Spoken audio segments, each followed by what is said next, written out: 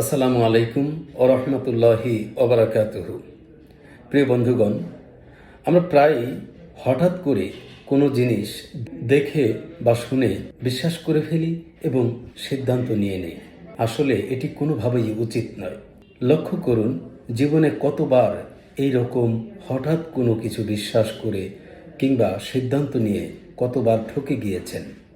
তাই হঠাৎ করে কোনো কিছু দেখে বা শুনে যাচাই বাছাই না করে তা বিশ্বাস করা এবং সিদ্ধান্ত গ্রহণ করা থেকে বিরত থাকুন।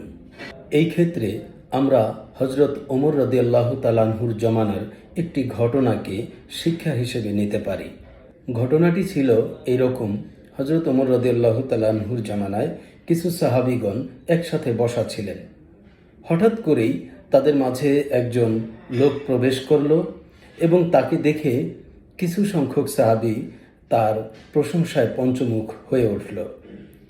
তখন হযরত ওমর রাদিয়াল্লাহু তাআলা আনহু সাহাবীগণকে জিজ্ঞেস করলেন, তোমরা কি তার সাথে কখনো সফর করেছ, কখনো একসাথে থেকেছ, কিংবা তার সাথে কি তোমরা কখনো লেনদেন করেছ?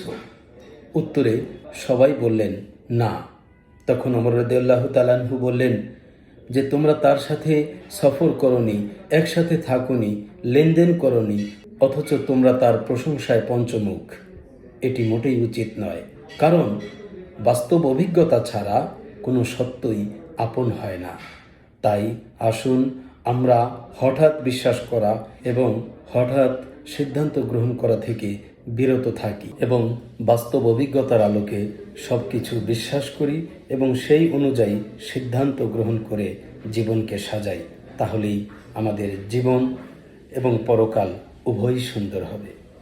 ধৈর্য নিয়ে পুরো ভিডিওটি দেখার জন্য সকলকে ধন্যবাদ। সেই সাথে সকলের উজ্জ্বল ভবিষ্যৎ কামনা করে ভিডিওটি এখানে শেষ করছি। আল্লাহ হাফেজ।